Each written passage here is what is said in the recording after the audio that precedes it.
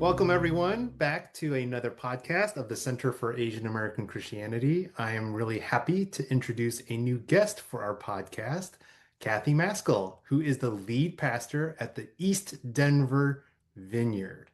Hello, Kathy. Hi, David. This is Nice, so fun. nice meeting you for the first time. It's a joy to connect and looking forward to this conversation. Do you have mountains in view from where you live? Technically, yes. Yes. But is there smog or something, or is it cloud cover? Today is actually a beautiful day, but it does depend just the way that Denver is situated in the foothills of the mountains. Smog or just clouds can be an issue, but most days we get a peek at the Front Range, and that's a that's a delight for me. I was born and raised in San Diego, and so mountains were always kind of present in the background. And then our family were East Coasters for 20 years before we moved to Denver 5.5 years ago. And so it feels, I mean, Denver is no San Diego, but it has echoes of home, which I'm really, yeah, it's just been really wonderful to have mountains back in the mix. Before we hit record, we were comparing friendship notes, and we have many, many, many mutual friends. Some for me, we'll give a shout out to Bo Karen Lee, as she's Yes. worked with Caleb in the past, and we have mutual friends like Spencer Lee with Vineyard. But before we kind of talk about our mutual ministry connections and relationships, you began narrating a little bit of your story. And what I'm really interested, the kind of big narrative arc that I'm interested in is your call to ministry as a lead pastor of a vineyard church, and especially as an Asian American woman. But before that, you said you were born and raised in San Diego. Tell me more about your family's history. Were they long time in Southern Cal, or was there a home before that home? Yeah. My parents are both refugees from Vietnam, and the first place they landed was actually in a refugee camp in Arizona. And they didn't meet each other in the refugee camp, but soon after that, my mom's family was helped and served by a local Lutheran church. And my dad is 11 years older than my mom. And without getting into the fullness of his story, was a part of the Southern Vietnamese military that was able to be trained and served by the U.S. Air Force. And so he and his military buddies happened to be able to get an apartment nearby. And the Lutheran mom did matchmaking because my mom has six sisters, and it was like six soldier boys down the street. And so they got married and then went to the land of opportunity in SoCal. And so then I was born and raised in San Diego and was raised Buddhist, which very quickly meant I was an atheist. And my grandma on my mom's mom is actually a Buddhist nun, and so there's some deep Buddhist principles that have been instilled in me Hmm. from a really young age. And so Hmm. no one is more surprised than me that I have ended up as a vineyard pastor. Uh, and and I think uh, with with maturity, I I am I embrace that story and even those Buddhist roots with just with real gratitude. So I want to get to the pastor, the vineyard pastor piece, but it strikes me that there's like probably a middle chapter here. It's my understanding you came to Christian faith in college. Can you give us, a little bit of insight into how that Yeah. happened? Yeah. Yeah, that's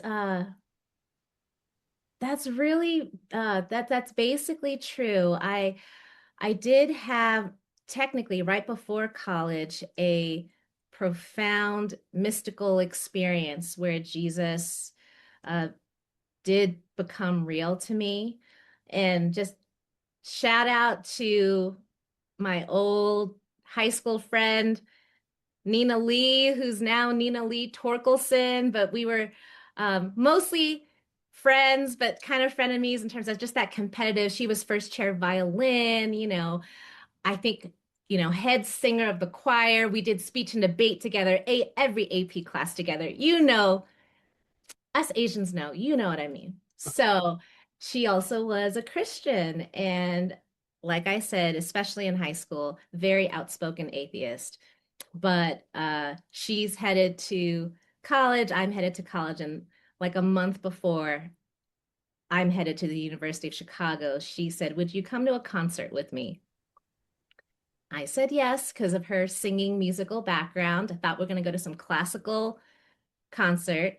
It was a Harvest Crusade, if you know what that is. It No, is connected to Calvary Chapel, Greg Laurie. It was like 30,000 people in the football stadium, like a Billy Graham type of experience. But God, with his incredible sense of humor, spoke to me at the end of that event.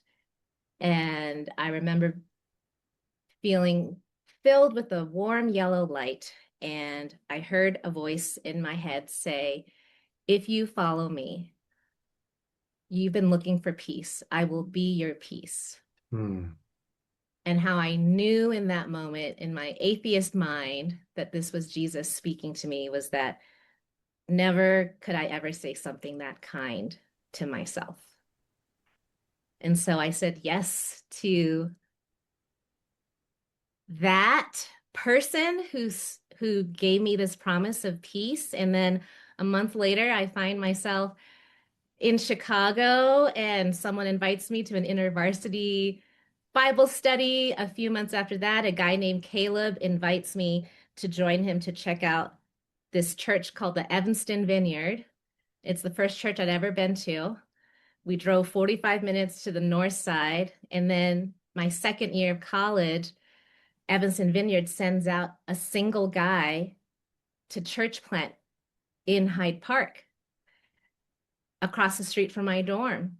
And starting second year in college, really, I find myself a part of a vineyard church planting team where, let's just say, David, everything's getting worked out still. Okay. I had said yes to Jesus. I had this mystical experience, but I had not started really reading the Bible yet. Like, I hadn't started going to church. Like, I didn't know anything. Someone had to teach me the Lord's Prayer, someone had to invite me to stuff. But in true vineyard church planting fashion, within, I'm not exaggerating, I think within 6 months of me being a part of this church plant in my second year in college, I'm like a part of the prayer team somehow. He's got me hosting a small group in my dorm. So hats off to Rand Tucker, the genius, for inviting someone like me who felt incredibly unqualified to do anything churchy to somehow find herself fully embedded in a very, very short amount of time. And look where God has brought you now. Yes, yes, yes. That I would say there's so many things I'm grateful for in how um just in how my story has it is the story that I have, and that experience of the life of the mind at U Chicago with this church planting experience, just what I would say the life of just my heart, like learning about Christian community, learning about worship, learning about the Holy Spirit, learning about how much God loves the poor, concurrent to reading the Brothers Karamazov. And I wrote my senior thesis on George Herbert's metaphysical 17th century poetry. And there's no conflict. It just kind of all up and to the right in terms of these are the things of God. These are the things of the Spirit. It reminds me of the book title. I forget who the author is, and it's something like The Love of Learning and the Desire for God.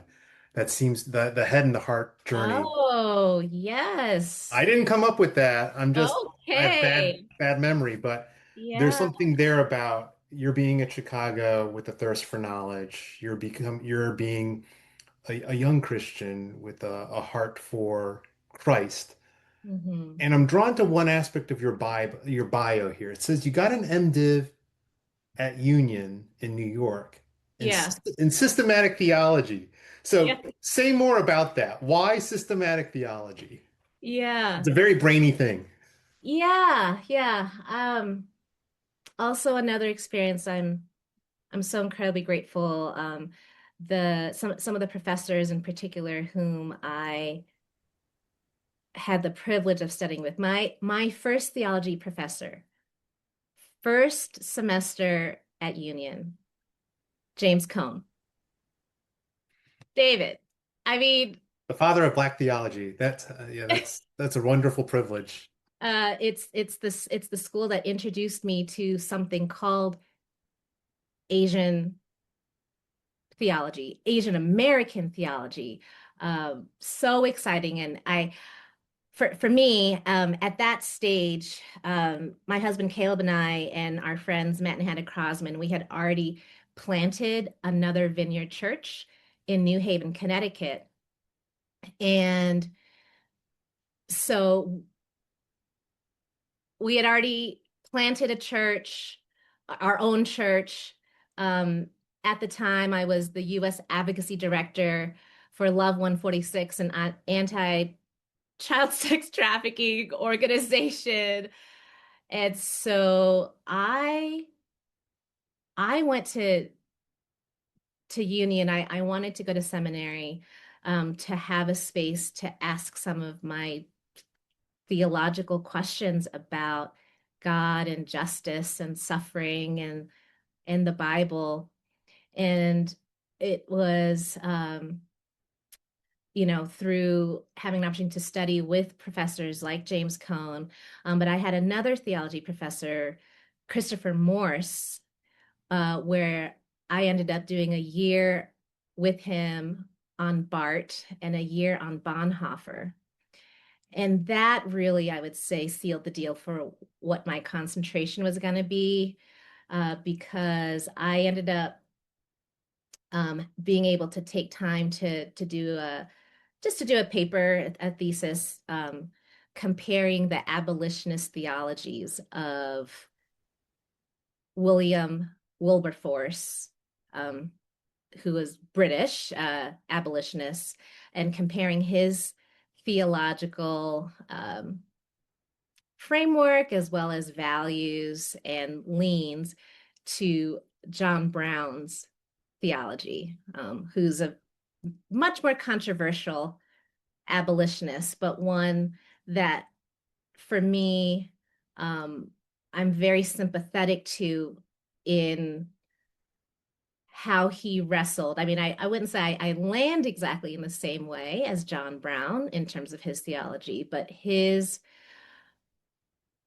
clarity of what was needed in the United States, is something I wanted to study. I'm very curious about your love for Jesus and the justice of God. How did you, so it's in between the lines there, but you mentioned Love 146, you mentioned your reading of scripture, your love for Jesus. Tell me how your social consciousness developed in relationship to your personal faith. Like, how did that work out for you? Because I imagine that's not always the path people take. They can fall in love with Jesus, but sometimes our churches don't expand that love Mm. into a concern for the common good or what we might call public engagement or Yeah, justice. yeah. Yes, I see now, especially in especially my time in seminary at Union, created a lot of opportunity for me to reflect on the significance of me being the daughter of refugees. And my my dad had very strong opinions about Christianity, understandably. He was very clear in trying to pass on to me in particular as the oldest out of four that they didn't leave communist Vietnam in order to raise us to be Americans. They came here for the freedom to raise us as good Vietnamese children. And part of what that means is to, at the very least, embrace uh, a cultural Buddhist lean, because Christian was connected to colonization in Vietnam.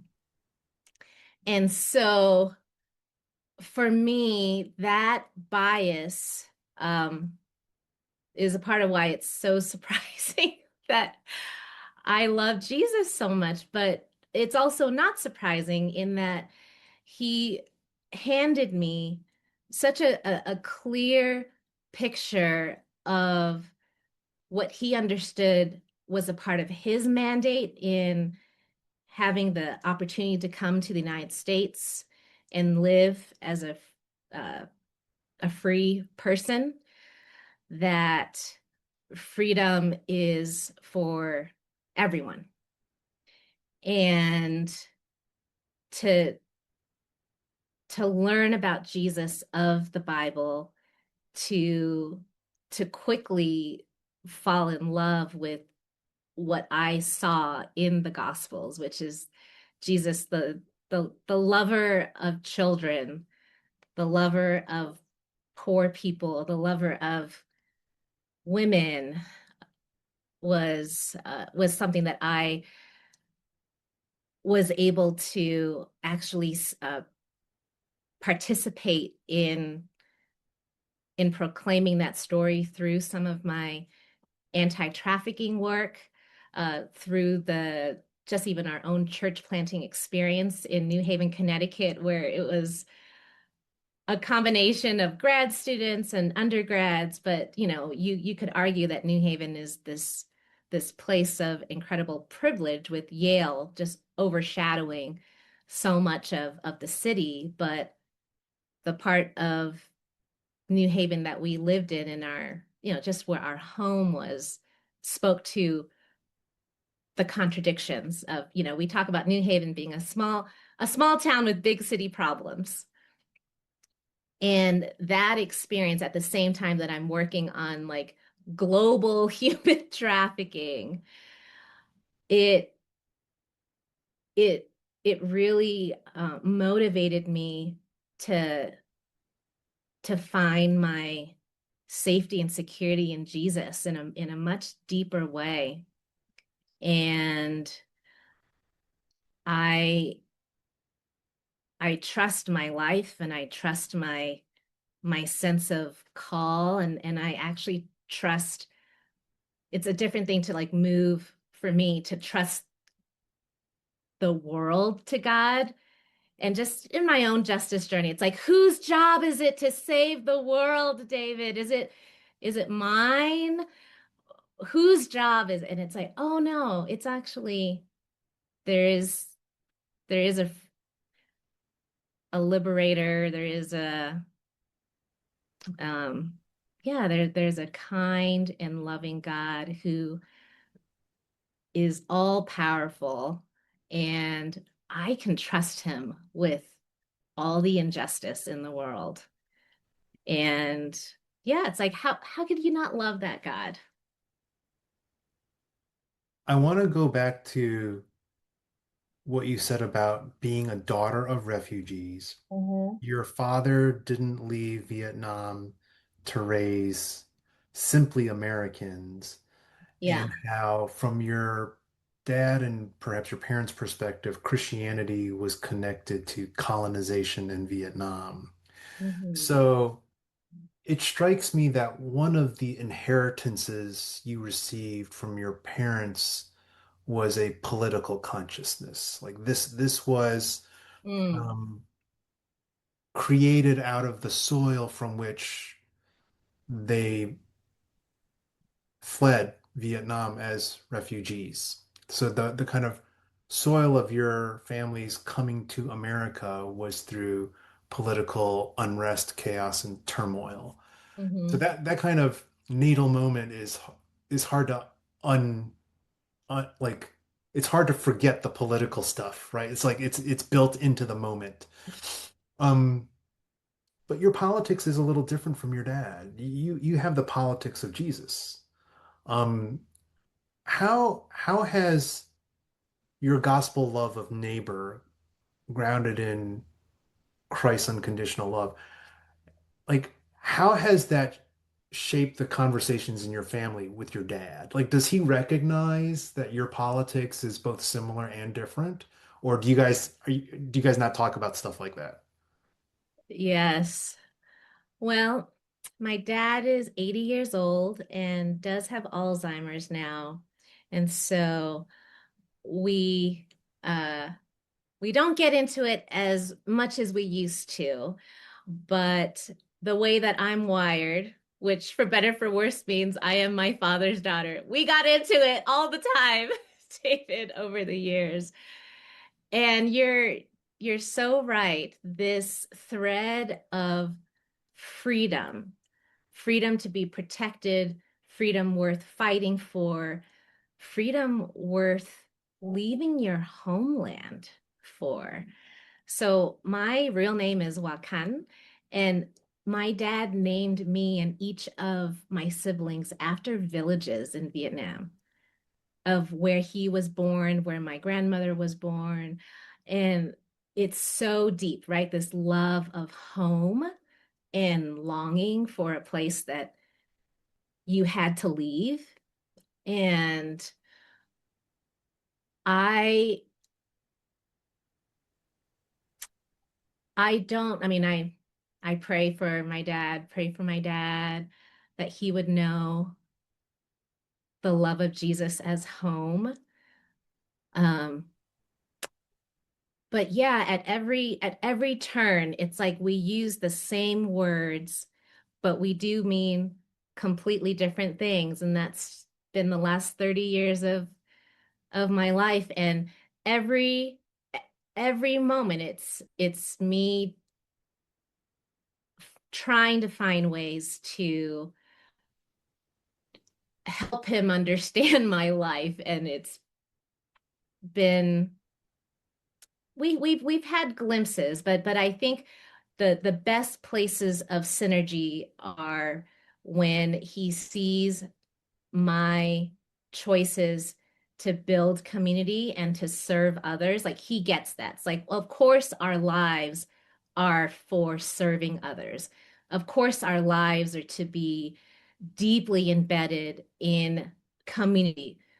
He has made his choices to be, the of course the Vietnamese refugee community, right, Kathy? And I'm like, well, no, what about communities of people who are displaced and need a home and need to feel seen and are longing for purpose and we can talk to them and create a community differently.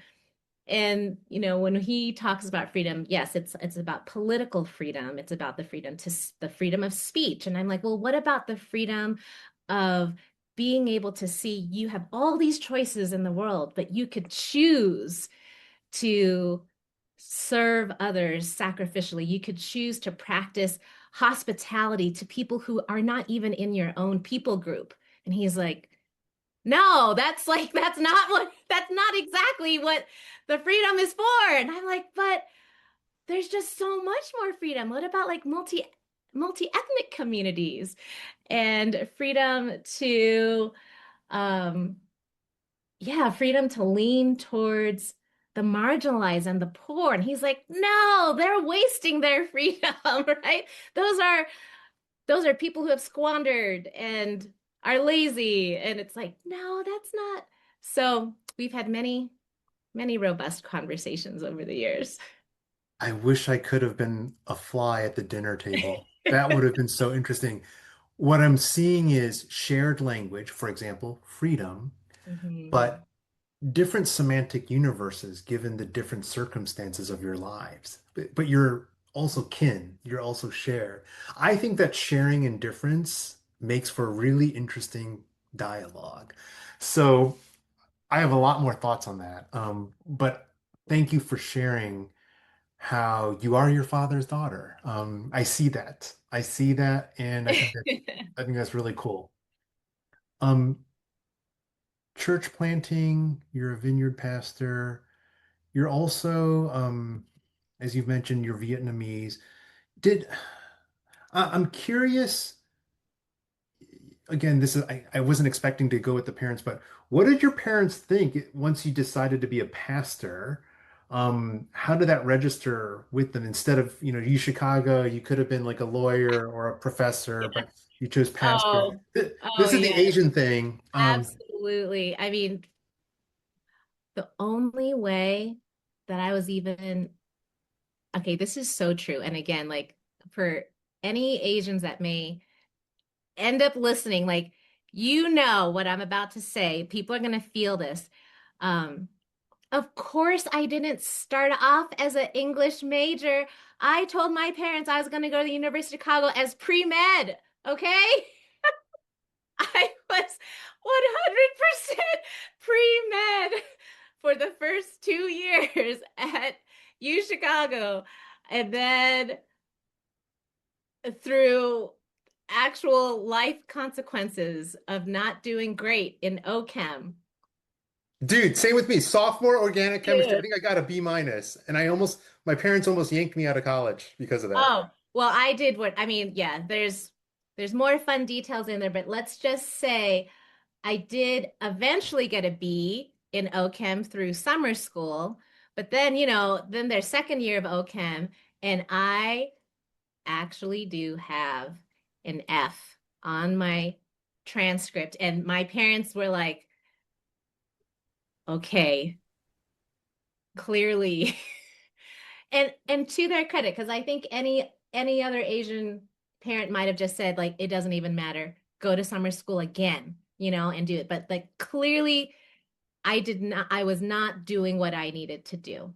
I just want to say, fall senior year, molecular genetics of prokaryotes with Charles Ratting. This is the guy that discovered mRNA, and I don't know why I signed up for it, but I took like a graduate level biochem course, and this was after my summer of doing short-term missions in Asia. So let's Oh, just say my mindset was not focused on the molecular genetics of prokaryotes. wow. But did you graduate pre-med? I graduated molecular biochemistry and Yes, biophysics, you but did. but See, because you're of good how son. no, but because of how I did in that course, um, instead of the BS, I had to get the BA. Oh. And again, like we know that, and I have it. Yeah, I have a BA in English, but it was always I mean, that was always my desire. But that's the Okay. only reason I had to like sneak it in. So I want to do a study of Asian faith leaders Yes. and what percentage of them had science degrees as undergrad. I can name so many. Someone, S was an engineer. She's now like a national, campus ministry person. There was W, who is now leading a national organization who had the BA MD program. There was like my old pastor who also was admitted to like a BA MD program, and he's like a PCUSA. Like I can literally go on and on Yeah. and on. Yeah. Or That econ. I yeah, know several Asian pastors who were econ majors. this is a thing. It's like we all came to college to do this, like on paper, the science and tech thing, but then our real passion or major was like ministry. Yes. So just to go back to your question, when I shared with my parents that I was a pastor, I mean, they just didn't have a grid for Yep. it. And just part of my story too, it was actually hard for them to see and understand until very recently, because when Caleb and I church planted, we were bivocational in the sense that we worked full-time jobs. He was the associate director of the Jonathan Edwards Center at Yale. He also had started his PhD at Princeton full time. I was full time working for this anti-trafficking organization. And we were planting the church as volunteers on the side. And so for my parents, they're like, oh no, Kathy works for this human rights organization. That made sense to them. They're like, she's making pennies, but we know our daughter is into the helping people thing and likes to talk to people about what they need to do, for good. Like, so they had a grid at that point, they had a little grid because I was a elementary school teacher before that in the South Bronx. And I will say teaching elementary school in the South Bronx, and God bless my dad, like it's just complicated, right? Father daughters, like we have these sparring matches, but he showed up and he wanted to come to school with me to like see first. And he like sat in my classroom with these third grade like Dominican, Puerto Rican kids so he could see what was happening. And he said to me after that visit, I'm 21, my first job out of college, and he's like, you know, I tried to raise you all so that you would have every opportunity in the world. And your cousins, they all have these high paying jobs now, in California. But he said this, he's like, but you always pick the harder thing. And I can see now you're probably always going to do that. So, not agreement, but at the very least, concession to seeing me. And so, with pastoring, I think it's in that same vein. It's like, we're not going to understand. Like, we're just not going to understand, but she's going to be consistent. Yeah, it's coherent. Like he sees a pattern here. He sees a pattern. Yes, and the pastoring has always been hard. I mean, there's consolation and joy, but I think the kind of pastoring of church planting, yeah, there's a lot more to wrestle through. There's no guarantees. And I think the entrepreneur side, my parents did have their own business for a while. They ran a mobile gas station. And some of these things do translate. Like, oh, you want to open your own business. Like, we understand that. Wait. Church planting, they viewed in terms of being like a startup company sort of thing. Like, Yes, like that could translate. It's like, oh, there she goes again, picking that harder thing. And she saw, I mean, we've never talked about it directly, but I could imagine, because of course, as kids, we had to help at the gas station, like stocking and selling cigarettes and pumping gas. They're like, yeah, she wants to try, she wants to try it her own way. Yeah, we can respect hard work. because church planting is all hands on deck. You need all the skills of stocking, pumping gas, like helping out with the till, Never right? really made that connection. So I'm glad that this is happening right now in this conversation. Um, how did in your so with Vineyard, Vineyard is a special kind of organization, culture, tradition. Mm, I'm at a Presbyterian mainline mm. institution. There are Asians in many different ecclesial spaces. How is being a woman pursuing full-time ministry for you? Did you encounter what you might retrospectively or concurrently view as, oh, it's because I'm a woman that they're treating me like this? Or I'm just curious about any specific barriers or encouragements you received as a woman. Yeah, I I am very grateful that my experience in the vineyard movement has been over overwhelmingly positive and one of lots of mutuality and being invited into to rooms. That's certainly not everyone's story. I do think that the way that I'm wired to open my own door has served me well in our church planting focused movement. And I I do credit my dad and my mom in that way as well.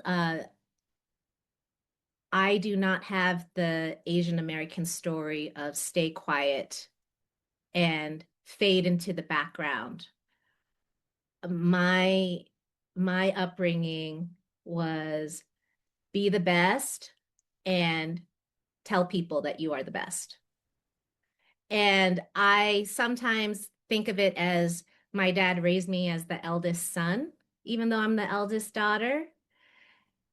And he was the only boy in a family of sisters. So I do wonder if I don't know he was conscious about it, but that has served me well in a movement where if you volunteer yourself and say I'd love to serve. So in 2013, I raised my hand to the national director at the time, Phil Strout, and said, I have this experience working with this anti-trafficking organization. I am also a church planter, so I'm doing the stuff. But could I volunteer and start something that would help nurture justice in our movement? And would you give me permission to try some things? And he gave me a chance to start Vineyard Justice Network, which continues now. Um, and I do think that being a woman on the whole, I have not experienced that as a liability.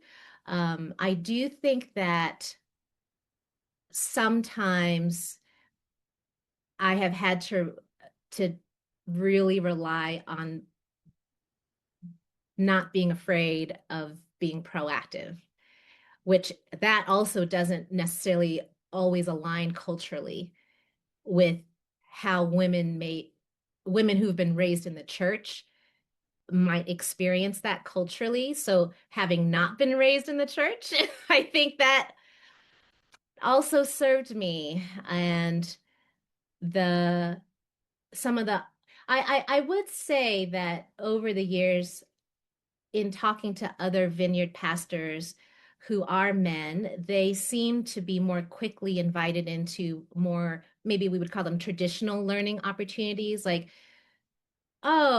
youth pastor or preaching team or I don't know what else might be considered maybe a little bit more, or internship or something. So none of those were proactively offered to me. But there have been decision-making rooms that I've been very grateful to have been invited into. So tell me how you know Spencer, and I can talk a little bit about that connection. You know, he's in Northern Jersey. Through him, I was invited to do a little presentation a couple summers ago for the Northeast Vineyard Gathering about Asian American theology and ministry.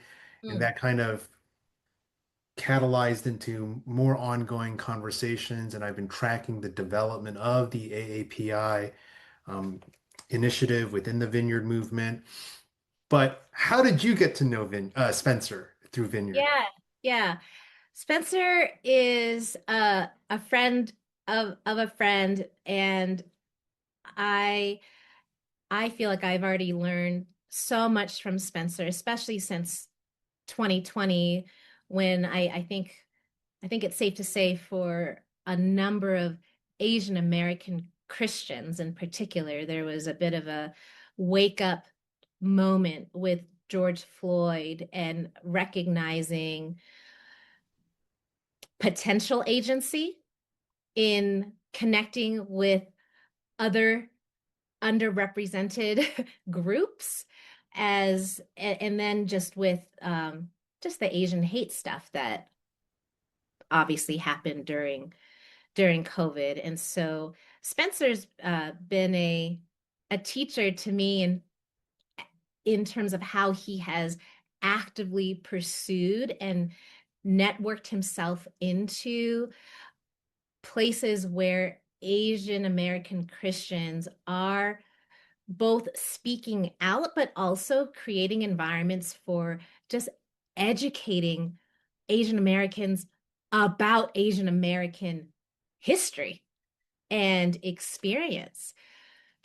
And so I would just even love to hear maybe just a couple more sentences about for you, Dave, because that I wouldn't say that that's um a place, a space that I proactively pursue, but I'm very grateful for people like Spencer to invite me in. And I'm like, oh, indeed, this is useful and helpful, and I feel supported. Thank you, Spencer, for naming it. It's clearly just more of a present need for him, and it's one that he's helping me to see is a need that I have. Something that's been on my mind is, and you're right to point to 2020 as one proximate springboard. Mm. Um, and the topic is there an Asian American Christian ecosystem? Like Hmm. you and I mentioned colleagues and friends like Tim Sang and Jeanette Oak and what they're doing. Good friends and colleagues of mine as well. I direct the Center for Asian American Christianity at Princeton Seminary, and you're like, what's that? Yeah. And I think that's a really great question, which is what I wanted to possibly explore. But I also, this is very fresh in my mind. I was in a gathering recently and was breaking bread with Peter Cha, who's now retired from Trinity Evangelical Divinity School and continues to work on thriving immigrant congregations through Open Door Presbyterian Church out in Northern Virginia. Shout out to my friend and colleague John Cha, Pastor John Cha, who's the brother of Peter Cha. And I also spent some time with Tim Sang, and we were talking about the history of this Asian American Christian ecosystem, both from the academic side of things. You had mentioned studying Asian American theology at Union Theological Seminary, and some of that literature goes back to, at the very least, the 70s with Daniel Lee. He helped publish recently the Pax Reader, I don't Pacific Asian Center Theological Studies, something like that. But Bishop Roy Sano of the United Methodist Church helped to organize some of the writings that is now being republished. So there's a lot of different strands of this history. Sang-Hyun Lee of Princeton Seminary got a significant, I want to make sure I get this, loose grant in the late 80s, which helped found the Asian American program, which was the name of what I was directing initially in 2020 during the pandemic. And then we rebranded it as the Center for Asian American Christianity, given the kinds of research grants that I was bringing in to better study Asian American Christianity and theology. So there's kind of this academic thread, but then there's this ecclesial thread. And Peter had mentioned and was instrumental in gathering Asian American pastors in the 90s. This continued into the aughts and then kind of petered out for lack of funding and support. So Hmm. I think there are aspects of this that are still somewhat alive. I'm interested in building that ecosystem, both theologically and for ministry ends. But I welcome any other curiosities you might have. What I a place where I'm really continuing to grow, like for me, I would say my connecting my ethnic journey to my faith really didn't start until 2014 with Ferguson. So it's similar to George Floyd in that way, just this a crime against an unarmed Black person um, is what just triggered a deep place of loss and grief for me that was unexpected.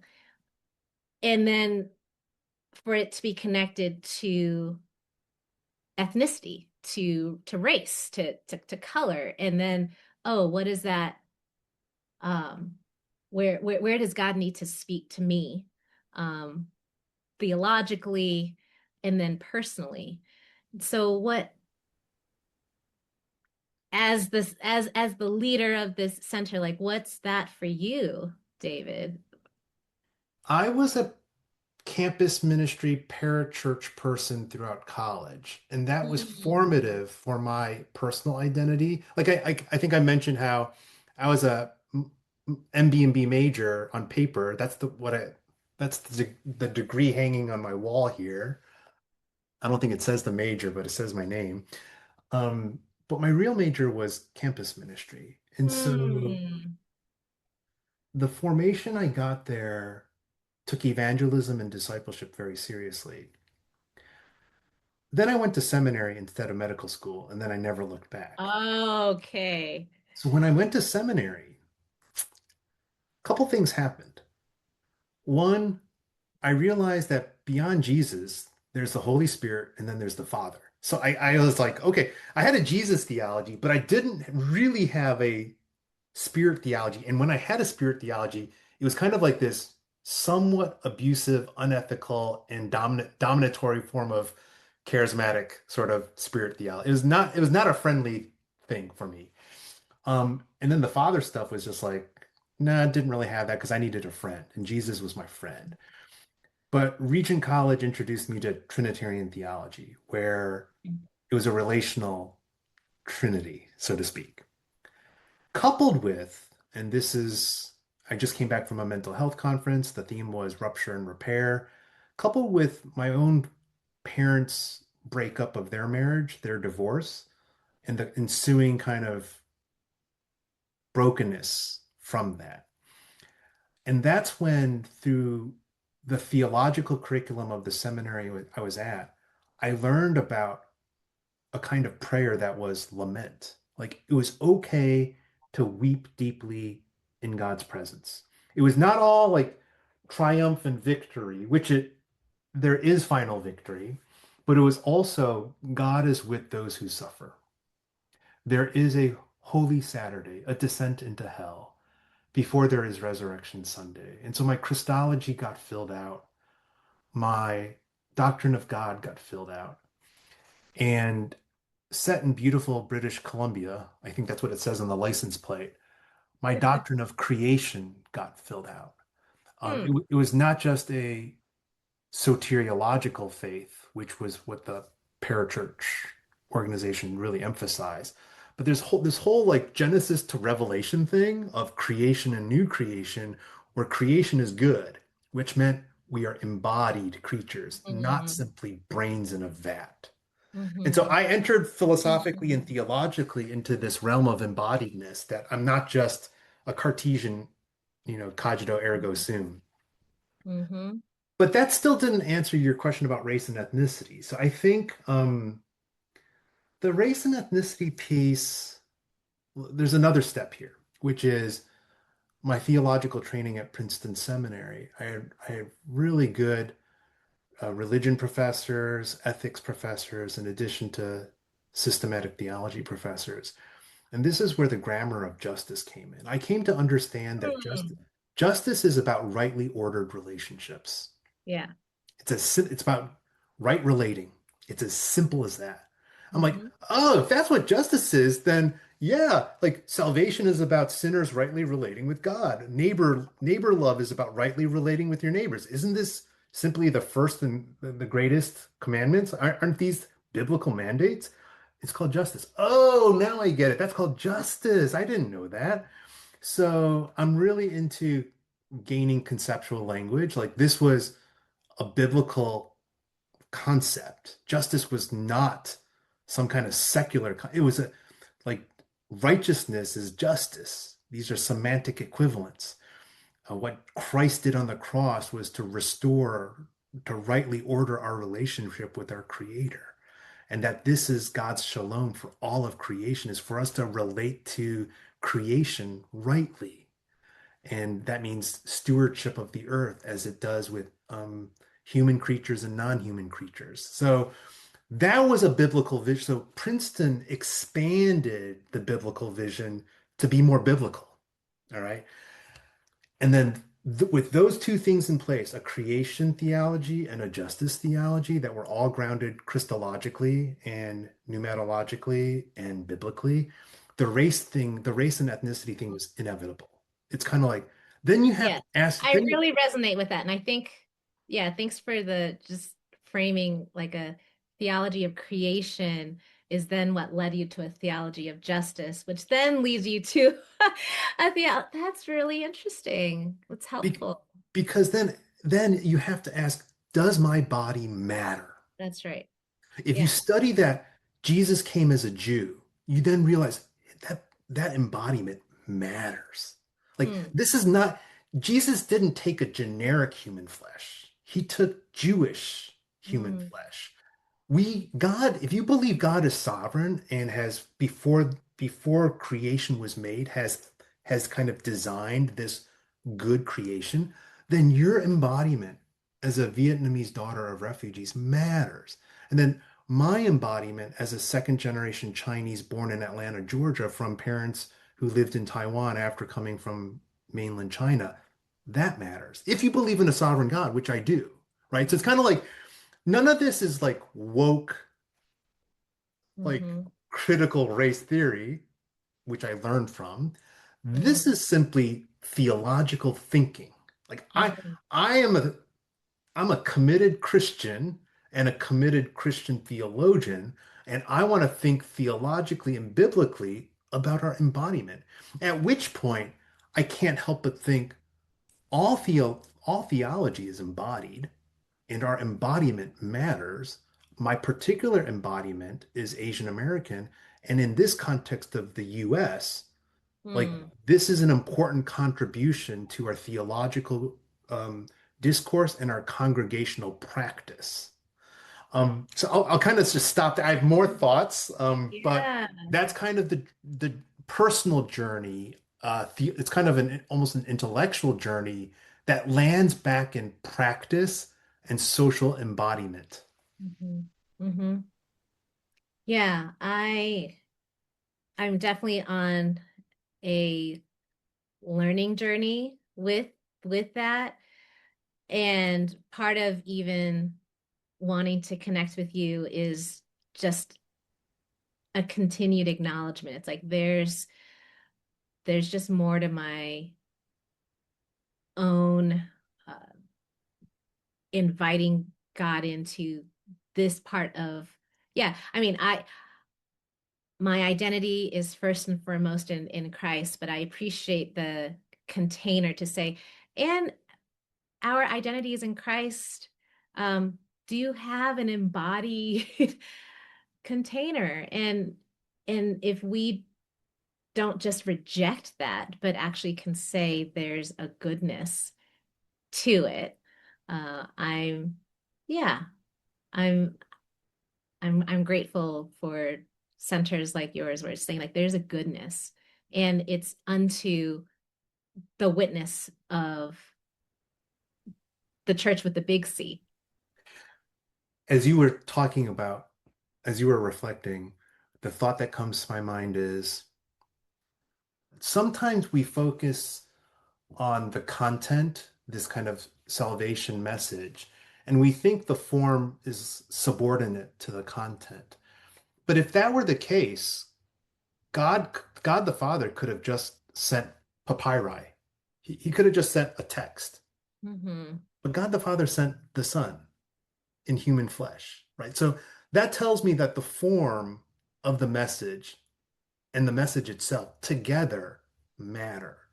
So I think your form, so to speak, as a Vietnamese woman matters for the ministry that God has called you. And if we think about aesthetics or beauty, like, aesthetics is the study of form. Mm-hmm. And beauty is part of God's creation. This is, one of the universals we often drop out. We just think about truth. The post-Enlightenment period, we're thinking about epistemological truth. But there's this aesthetic formation that is equally part of God's creation.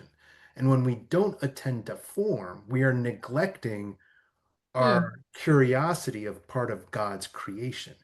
And that includes our embodiment. So I think there's a really robust theological case to be made for being attentive to race and ethnicity. Like there's more to it than just race and ethnicity, but that is part of our form in which God has called us to minister.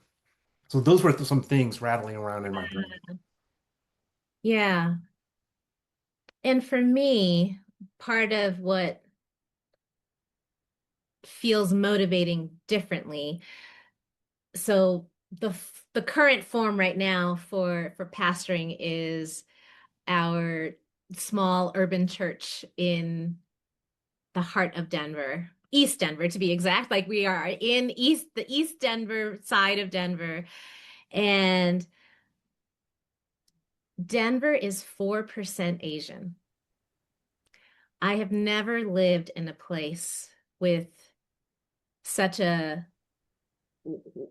such a low number of Asians, and that has also sparked a different uh desire and also just acknowledging, oh, I do have some cultural, ethnic needs, and I and then just connecting that to my just to being a follower of Jesus. Like, oh, if I have a different level of craving for Vietnamese food by when I in living in Denver, like I have never taken my kids to a lion dance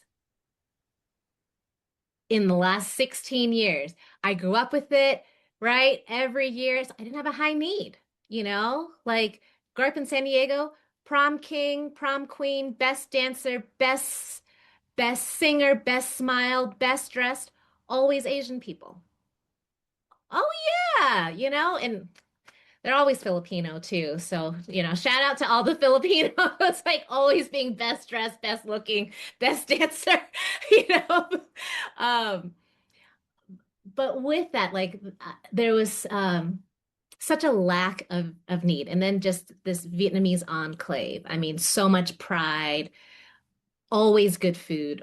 And here it's different. And so even the Asian American community, much less whoever the Asian American Christian community might be, I'm in full discovery mode. I have no idea. I just learned about a Japanese pastor who um in North Denver. So in real time, like someone's just connected us, and I look forward to meeting him. But it's a different thing to feel.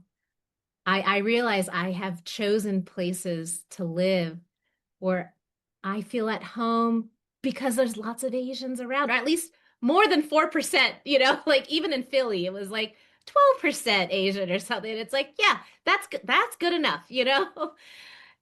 And and so I I just bless the work of your son because I can imagine, especially for a pastor like me, like it would be it might meet a need differently than if I was in LA. You're touching one of the points that my center is really interested in, which is Asians in different regions of North America will have Hmm. different perceptions and needs of what being Asian means. And my Hmm. wife, who is from Southern California, who is Korean, grew up in Oh, Glendale, that yeah. is a distinct kind of being Asian from the Bergen County Korean experience, from someone who may be Yes. in Mississippi Yes. where there's not a lot of Yeah. H Marts or Koreans Mhm. around. So Kathy, this was a ton of fun getting to know you. I hope you and I stay in touch. Yes. I want to thank you so much for sharing your journey of coming to faith and then ministry, for your investment in the Justice Network of Vineyard, along with Love 146. I've learned a lot from you, and I hope we can stay in touch. Yeah. Thanks so much for the opportunity, David.